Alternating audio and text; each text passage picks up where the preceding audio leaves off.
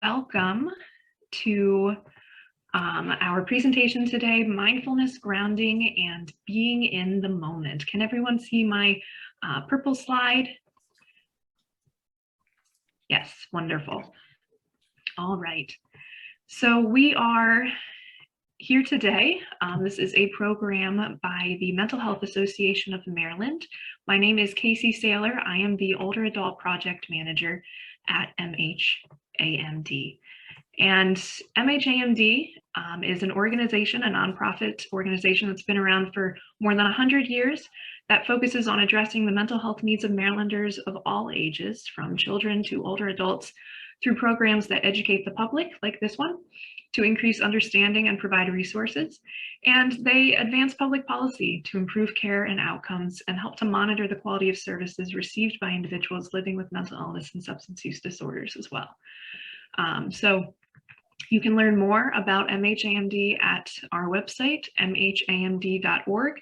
And I also want to highlight a couple of our areas on our website for you.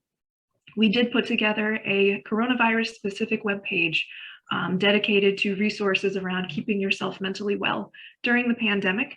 It's chock full of really useful information, tips, and things like that. So that is mhamd.org/coronavirus.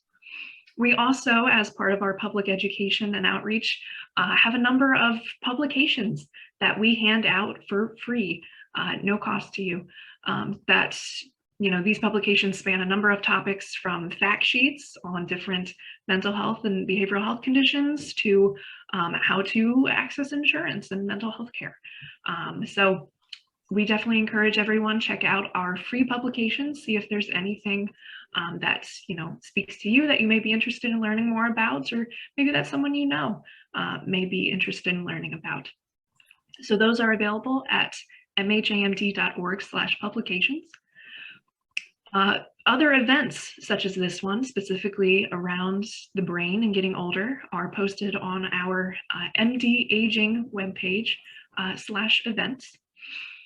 And like I said, our older adult programs have a specific webpage, mdaging.org. And in that vein is a ton of information about the brain, how it's impacted by getting older.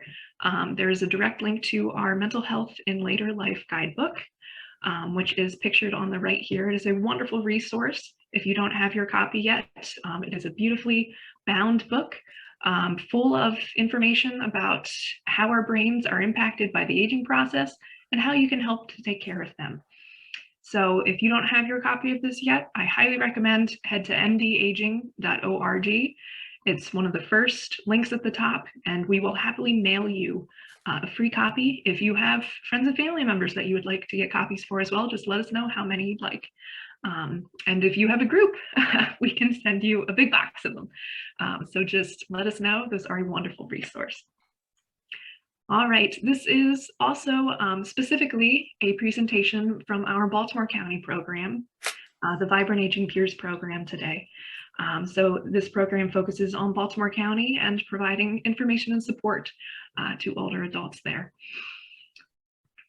All right, so without further ado, let's talk about our brains and mindfulness and how they go together. So I wanted to start this conversation with cortisol. And most of us are probably familiar with the feeling of feeling stressed. I think it's a, no, not you, Douglas. Being facetious. So cortisol is the stress hormone, and it is designed to let you know when you're in danger. And evolutionary, processes, cortisol is the hormone that shows up in our systems when there is a tiger that is, nearby, and our body is telling us, hey, there's a tiger, you need to run away, fight or flight, in order to protect yourself. So in those times when there was a tiger nearby, or in those situations, that is a great response, and we are able to get the adrenaline we need in order to get where we're going and protect ourselves. And this is a very important response for our bodies to have. However, in our society, this stress hormone also shows up outside of those situations when there's a tiger nearby. It shows up in perhaps, conversations throughout the day, where we may, be feeling really concerned or upset about something, or it may show up when we get a notification on our phone or hear something on the news. There are definitely stimuli throughout our day that activate the stress hormone. And when we are triggered into this fight or flight response, it may not always be appropriate. And it can result, if this is our state for a long period of time, in a number of really negative consequences for our bodies, including actually lowering our immune system. It can make us feel down and depressed. It can cause us trouble focusing, things like that. So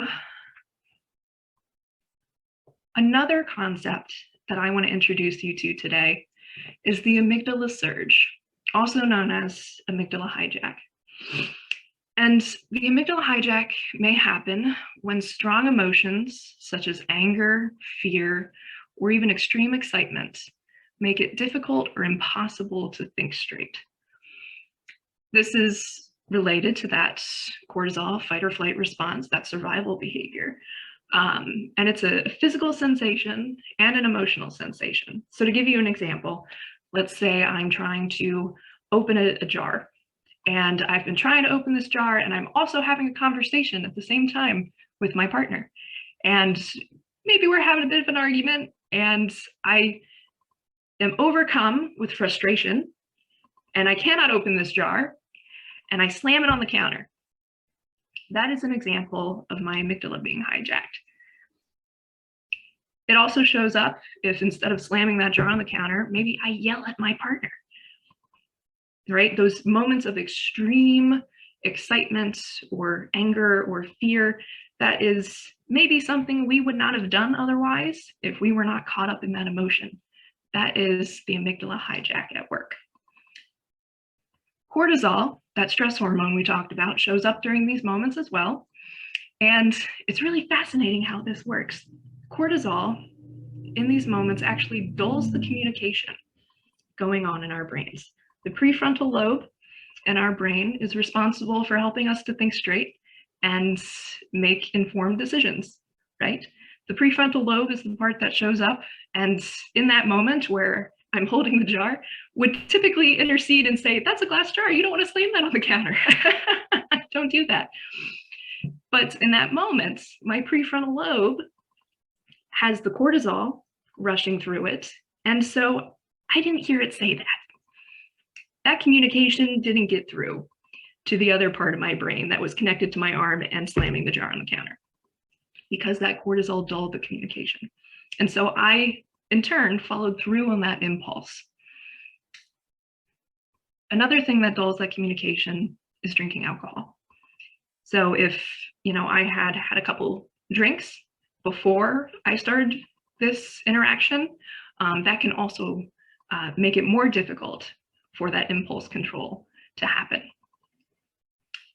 So why am I telling you about cortisol and stress and these amygdala hijacks? I'm telling you about these things because we can learn to control them. And part of, knowing how to interact with our brains is knowing how they work. So I wanted you to understand that that's going on in our brains. It happens to everyone. And it's typically not something we're aware of, right? Typically those things happen, and maybe, we are able to have looking back, typically we may be able to look back and notice, oh, I shouldn't have did that. But before we did it, we probably didn't have the foresight. And so we can learn to control our amygdala, to recognize when this is happening. We can learn to calm down the amygdala, which will control the amount of cortisol in our system and help us to think clearly. This is something we can learn to do. It takes practice, but we can learn to do it. One of the ways that we can learn to do this is through mindfulness, grounding, and being in the moment. That's our topic today. So I'm going to share with you, we're going to dig into each of these topics a little bit and some practical applications of what it looks like.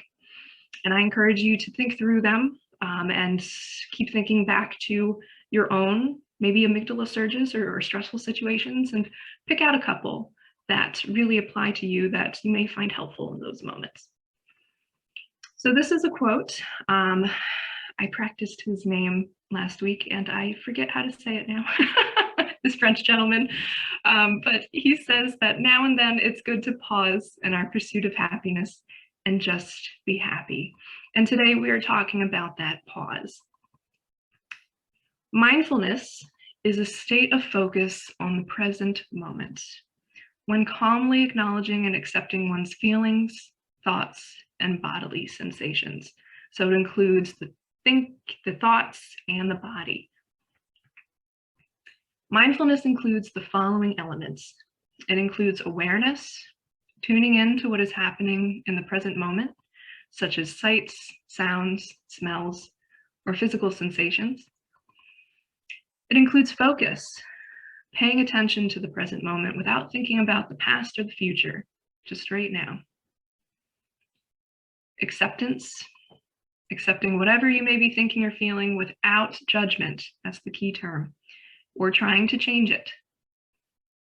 And observation, recognizing unpleasant sensations, thoughts, and feelings as temporary and observing them objectively without reaction or judgment. There's that without judgment part again. A lot of mindfulness relies on the idea that what is occurring in this moment simply is. It is not good, it is not bad, it is. And really sitting with what is right now. A quote from Norman Lear, I think really illustrates this idea well. When something is over, it's over, and you're on to next, whatever next happens to be.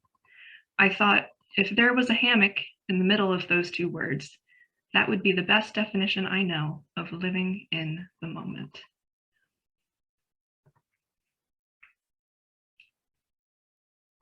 This in the moment idea has a number of health benefits.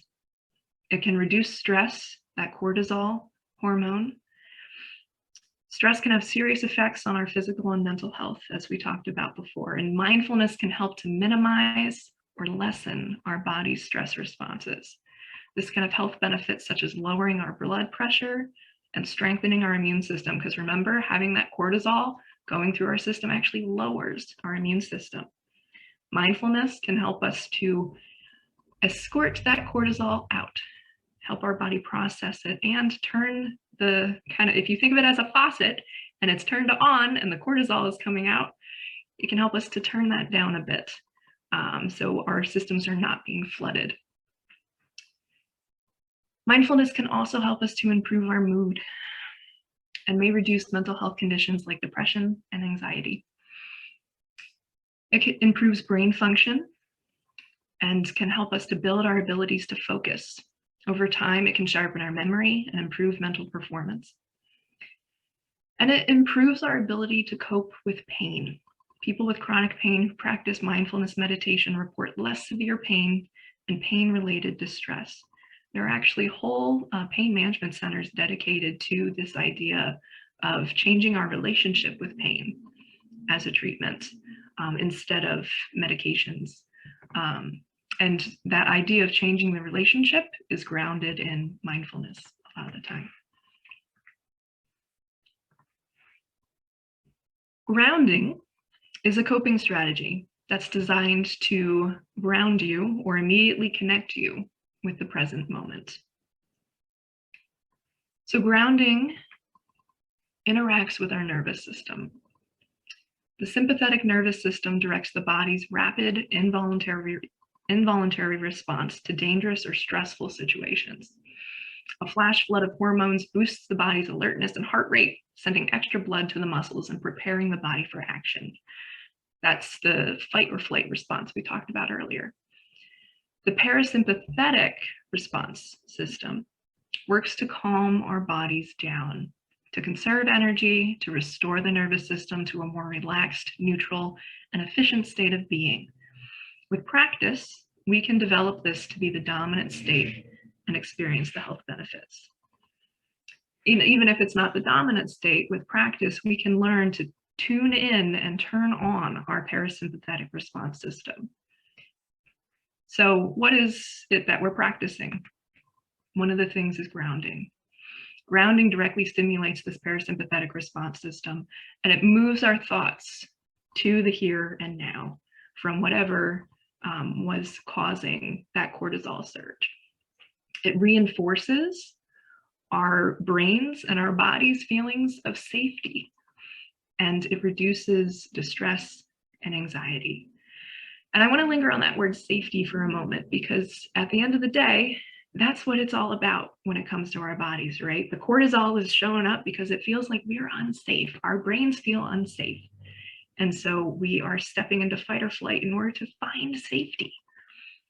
And when the tiger's nearby and we're able to run away, that's a great response.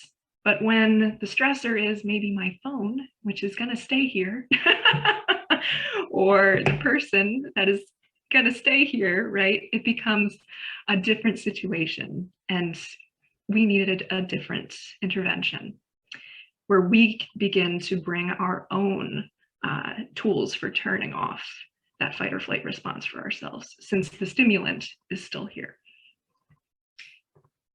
All right.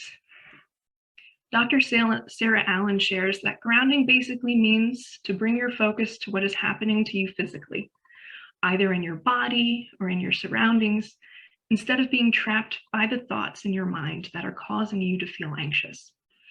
It helps you stay in the present moment instead of worrying about things that may happen in the future or events that have already happened, but you still find yourself going over and over them in your head.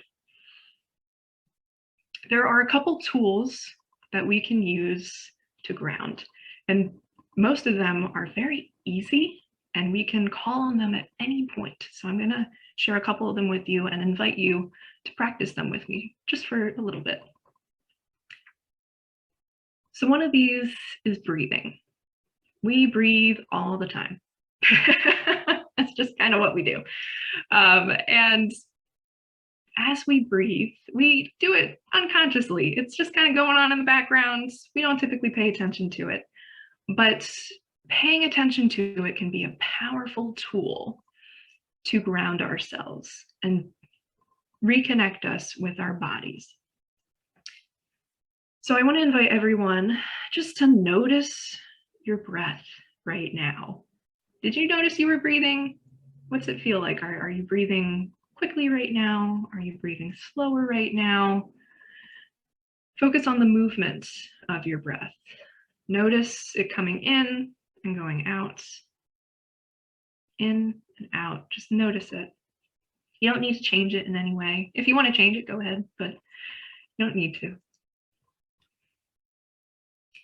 And as those thoughts come up of, I should be getting paper towels, or this needs to go on the grocery list, or whatever may pop up, just bring your attention back to your breathing.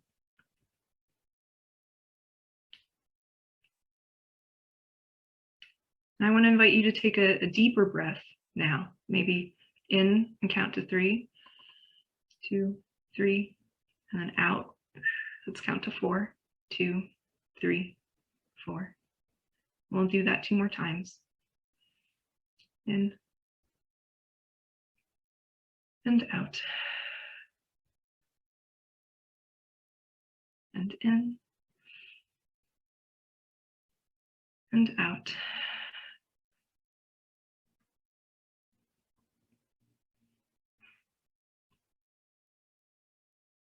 Feel any different than when we started?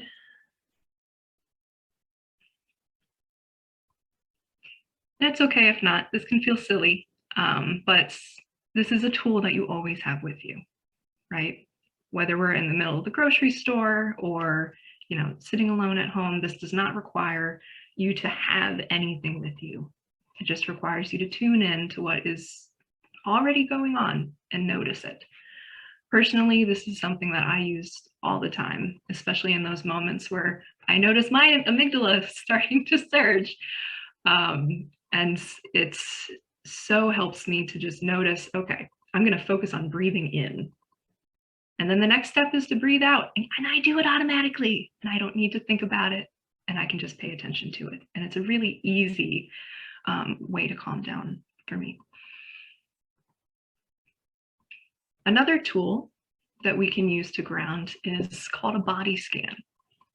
And a body scan is similar in concept to mindful breathing, but it's, instead of focusing on the breath, we're focusing on our body, right? So we can do this as a whole body or focusing on a single part. The idea is that while you can do it seated, lying down, standing up, again, something you can do anywhere, focus your attention on one body part at a time. Notice any physical sensations without judging or reacting to them. An easy way to start is with the soles of your feet. Notice your feet on the floor or not on the floor, wherever they are. And just notice the weight of them. And then bring your awareness up to your ankles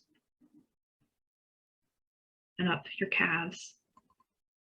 And if it's difficult to focus on both legs at once, maybe just start with the left one. Notice the knee. How does it feel? Is it tight? Maybe a little pain?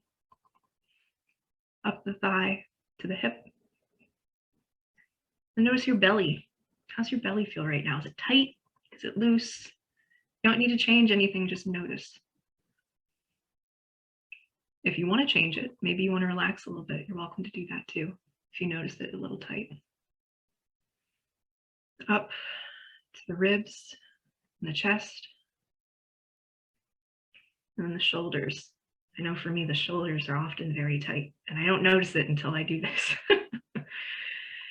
How your shoulders feel right now. Up your neck, your ears, your face. How's your jaw? Is your jaw tight or loose? Your temples, and the top of your head.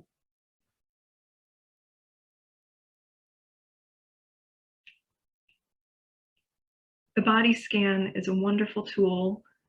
Like I said, we did a kind of abbreviated whole body scan just now, but you can also focus on just one part, perhaps your hand.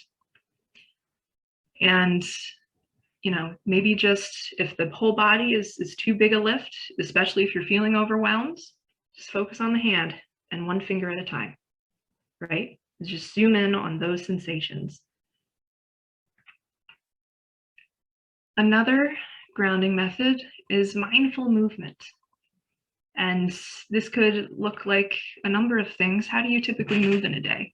This can be extremely personalized based on what your routine is. Maybe you go for a walk every morning. In that case, perhaps incorporate this into your walk. Notice what it feels like to feel your feet hit the ground. Notice your legs extending. Notice each step. Maybe you don't do walks, but you do stretches. And really take a moment and notice and feel the extension every time as you're stretching or maybe weightlifting. And it's also something you can do outside of exercise. A really simple way to tap into this anywhere can be, again, with the hand. Make a fist and feel the sensation of your hand being tight, right? Feel those fingers pressing in on each other and notice the sensation of it. And then open it up and feel how it opens. Feel all the ligaments extend, right? And notice the movement. Do that a couple times to ground yourself in the feeling of your body working.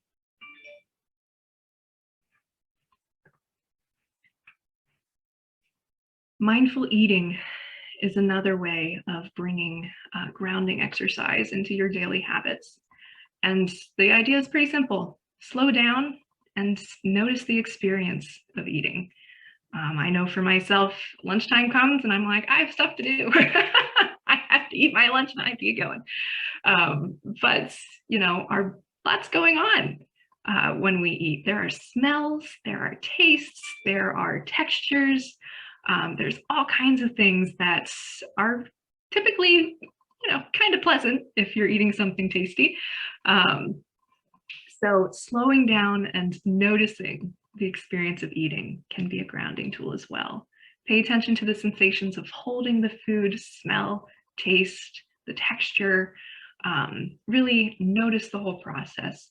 And research shows that this method of eating is actually, because we're slowing down, it's not only, you know, a mindful tool to help ground us in the moment, but it's also good for our digestive systems, because we're not just shoving all this food in our body, we're letting our bodies, you know, interact and begin to digest it as we eat. And it's related to the idea of feeling full, you know, by the food we're eating, because we're slowing down and allowing our bodies to digest it as we're eating. So there's a couple benefits to mindful eating. The last one that I'll share with you is grounding through the senses. And this is one of my personal favorites. And it uses 5 of our senses to really bring ourselves into our environment and into our bodies. And this is a great tool, again, for that amygdala surge. And it's pretty simple in a 5, 4, 3, 2, 1 format. So this particular exercise encourages you to find 5 things that you can see. Okay, so I want to invite everyone to do this with me as we go through. What are 5 things that you can see around you right now? For me, I see a little potted plant, a marker. I see my mouse, a cup of coffee, and a pen. 4 things that you can touch. What is immediately around you right now? It can be your clothing, your hair. Maybe you're sitting in a comfy chair, the table, or a blanket. 3 things you can hear. What's going on hearing right now? Is a car going by? Maybe an airplane? Maybe it's quiet. You can hear it being quiet. 2 things that you can smell. I have a cup of coffee nearby, so that's one of them for me. And my house is a little musty, so I smell a mustiness in the air today. And 1 thing that you can taste. What's the inside of your mouth taste like right now? For me, it's coffee. This is a great exercise when that amygdala is surging and you're in that moment and you may be about to do the impulse. And like I said, we can notice and we can pause. So we've learned today what the amygdala surge is, so we can notice when it's happening. And if nothing else, pause. And it's going to take some practice to get past the pause. But by pausing, we can begin to build space for us to choose what our next step is, what our next reaction is.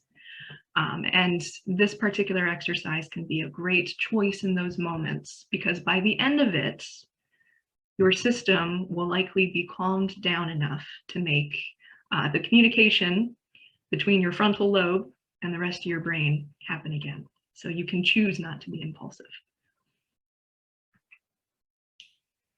The senses are also a wonderful tool for passively controlling our cortisol levels throughout the day.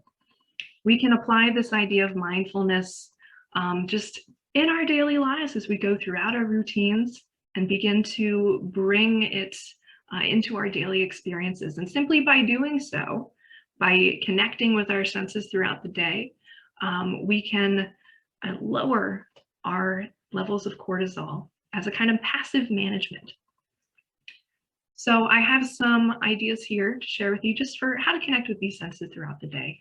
Connecting with sight, you can notice the sky, if it's day or night. Notice the colors of the floor beneath you.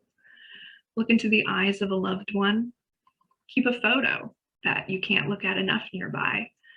Or maybe if you're out somewhere and you're bored, what's going on? Look for something interesting.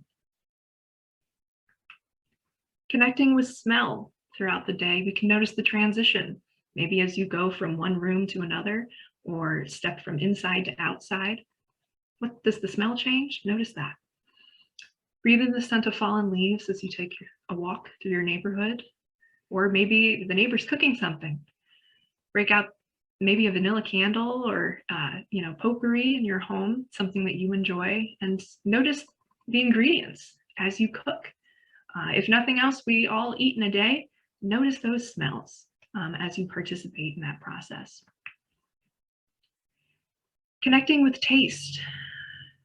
We can do that, through fruits and vegetables, especially seasonal ones, enjoying the richness of maybe your tea or coffee, whatever your preference is, and savoring a favorite treat throughout the day, giving yourself that thing to look forward to and really, pausing to appreciate it instead of it just, oh, yep, this is a Kit Kat bar, I love those. Taste it and experience it, savor it. Connecting with touch, petting your cat or dog. I see Douglas. Feeling a loved one's hand in yours, that skin-to-skin contact. Taking off your shoes, feel the grass or the carpet beneath your feet. Notice the breeze on your skin and touch the fabric that you're wearing, or maybe as you get dressed. I know on days when I wear a really soft sweater, I put it on in the morning and I'm like, yes, this is a luxurious sweater. And then throughout the day, I forget to appreciate it. And then the day's over and I'm like, man, I wore this great sweater and I did not appreciate it enough. So for me, that's an indication I need to connect with touch more. Connecting with sounds. Play that song that you haven't listened to for a while. Tune into the birds outside your window. If you're in a city, listen to the people or the cars go by. Or maybe if there's not something that you'd like to listen to, or maybe if whatever you're listening to is not pleasant, put in some earbuds or turn on some music. Whatever rejuvenates you, connect with it, bring it into your space. Some other ways to practice mindfulness. There are a ton of mindfulness apps, several available for smartphones if you have them. They include so many great meditations, exercises, guided meditation is the phrase. So those are wonderful resources if this is a process that you're interested in exploring, but sitting alone on a pillow isn't really something you're comfortable with. These apps can help to guide you through it, at least to help you get started, which can be helpful. There are tons of books on these topics as well, and classes. There are in-person classes going on at many of the YMCAs, community centers, local hospitals, and community centers, but there's also a lot going on online. I know a number of you found this training on Meetup, and I would encourage you check out Meetup for some yoga classes or meditation classes going on in your area as well. Journaling can be a great mindfulness tool as well. That idea of non-judgmental can apply to writing. Journaling about our experiences, whether it's looking back on the day with a non-judgmental lens, can be helpful, or checking in this moment. And we'll talk a bit more about emotion wheels and that in just a minute. But gratitude can be another lens through which to journal. And gratitude journaling has several of the same benefits as mindfulness does. Practicing gratitude on a daily basis, same impacts on the stress hormones, immune systems, things like that. And it can be very simple. Write 3 things you're grateful for every day. Or maybe if every day is too much of a lift, once a week, start somewhere. Close your eyes and immerse yourself in a happy or calming song. That idea of music is something we can bring into our environments. We can change our environments by adding music to them. And closing our eyes and really taking a minute to experience the song. Immerse yourself in it. And if your mind starts to wander, gently bring your attention back to the music.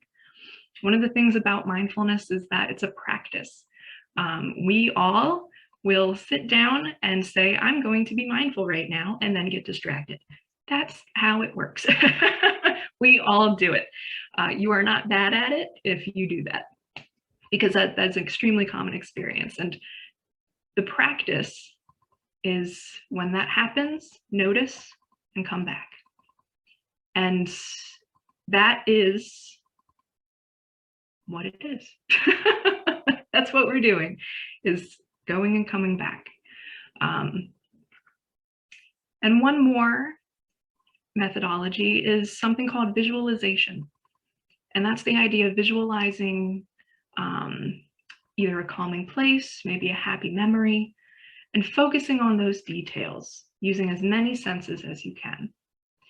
And that can include, to give you an example, one of my happy memories is laying in the grass as a little girl, looking up at the sky. And I remember I feel the sun on my skin.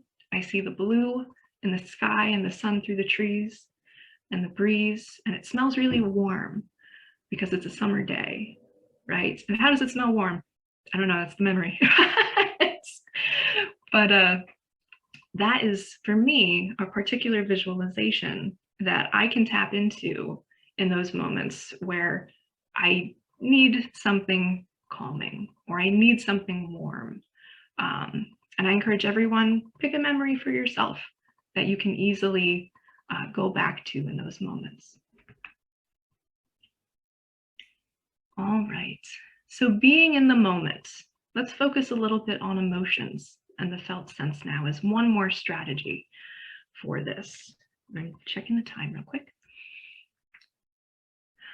So this quote is from Deepak Chopra, and he says that nobody really enjoys having to pacify their feelings. It's too much like failure. It reminds you of weakness. But feelings don't want to be pacified either. They want to be fulfilled. You fulfill your positive feelings, love, hope, optimism, appreciation, approval, by connecting with other people and expressing your best self. You fulfill your negative feelings by releasing them. It's futile to bottle them up, divert them, ignore them, or try to rise above them. Either negativity is leaving or it's hanging on. It has no other alternative. As you fulfill emotions, your brain will change and form new patterns, which is the whole goal. So I want to share with you some steps to this process that he illustrates. And, you know, true to what we said earlier about the amygdala, the first step is to notice, right? And this is true in those situations of being, you know, flooded with cortisol and in those amygdala hijack situations. But this is also true just throughout our lives, in our everyday situations right now. Notice your emotions. Take a deep breath and check in with your brain and body. Ask yourself, how do I feel right now in this moment? What bubbles up for you? Are there any other feelings that I haven't noticed? Is there anything kind of standing behind the first one that pops up? And then if you want, you can go one step further and ask yourself, what's happening right now? And how is that affecting me? Perhaps there is a relationship between what I'm feeling right now and what is happening right now, and noticing that.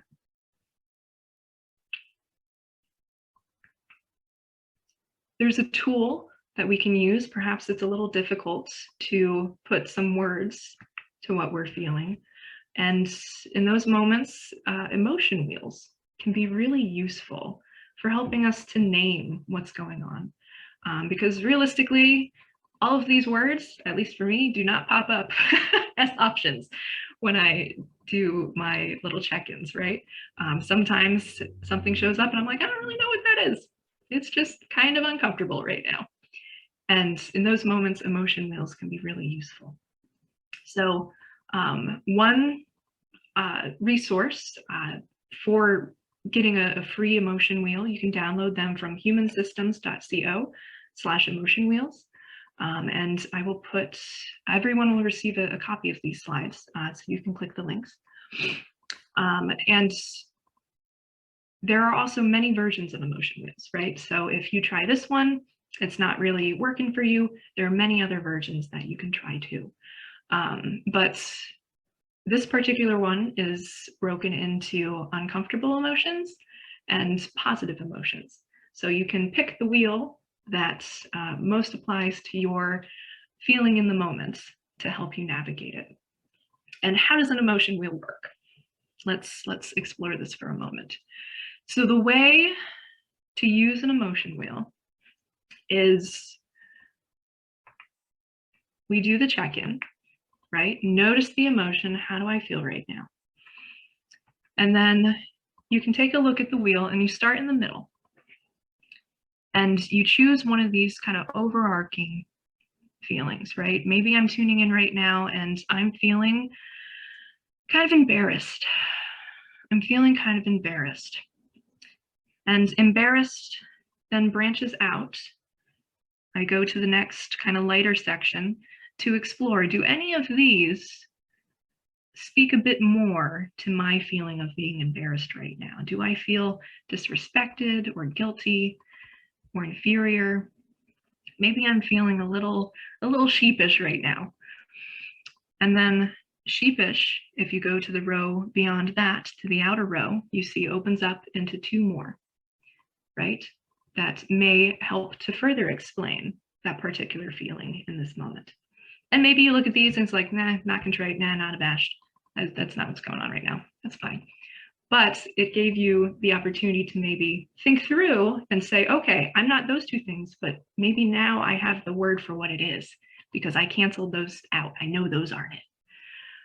So these wheels can be a tool for helping to have that conversation with yourself to really name what you're feeling in this moment.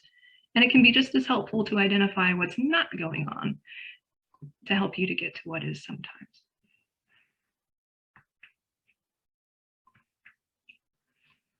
Once we name what our feeling is, we can accept and explore it.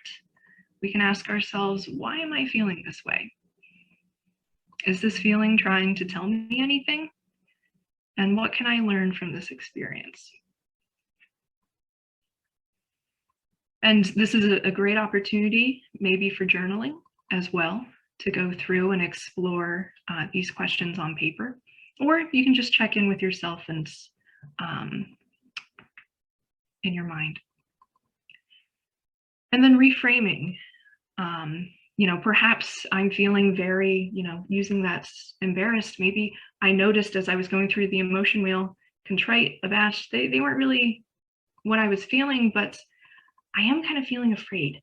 Like that resonates more with me. And I'm feeling afraid because I'm presenting to a bunch of people. And I'm able to notice those things for myself. And it's trying to tell me that I'm not quite comfortable public speaking, but I am doing it anyway. And reframing could be a step of, how can I see this differently? My body is telling me that this is something that I am afraid of, but I also am learning from, because I'm less afraid than I was last time. And what if I reacted the opposite way? What if instead of being afraid, I was confident and I, lit a lavender candle to boost my confidence and help calm myself down, get that cortisol out of my system. And by asking myself those questions, right, I can remember that this is not just a me thing. All humans experience a spectrum of emotions, and I'm no different. I can thank this fear for showing up and invite it to politely step away because I have a presentation to give right now. And if it doesn't want to, perhaps, that fear is really persistent and it's like, nope, I am sticking around. You are gonna feel me. We can apply our mindfulness tools to it, right? This is, in this moment, what is. It's not good or bad. And we can do our grounding exercises, right? Some of those breathing or a body scan to help bring ourselves back into this moment, which may not get rid of the fear, but it'll make it not quite as potent. And we can also, that visualization we talked about can be a powerful tool. One of the things that I personally find very helpful is visualizing the fear kind of going into a different room. It's not in this room with me right now, it's in the bedroom over there. And it's still here, but there's a little space between us. And that helps it to not feel as overwhelming too. If these are topics that you're interested in learning more about, I invite you to check out something called Focusing Meditation, which is all about connecting with our felt sense and those emotions in the moment. The International Focusing Institute does a lot of great work around what it is, how to get involved in it. Emotion wheels are a wonderful tool, again, free downloads. And the term emotional intelligence. If this is a topic that you're interested in learning more about, I would encourage you to do a little research on that as well. Some additional resources that much of our content was based off of today include the UCLA Mindful Awareness Research Center, Mindfulness Northwest, the Greater Good Mindfulness information website, and again, our emotion wheels. So that is the conclusion of our content for today. So I want to invite anyone watching the recording and our friends in the room to consider the following question. Considering the information shared today, can mindfulness strategies be useful for you? They're not for everyone, but can these strategies be useful for you at all? And if so, how? So I'm going to stop the recording now. Thank you to everyone who is watching and invite our people in the room to share their thoughts. Thank you.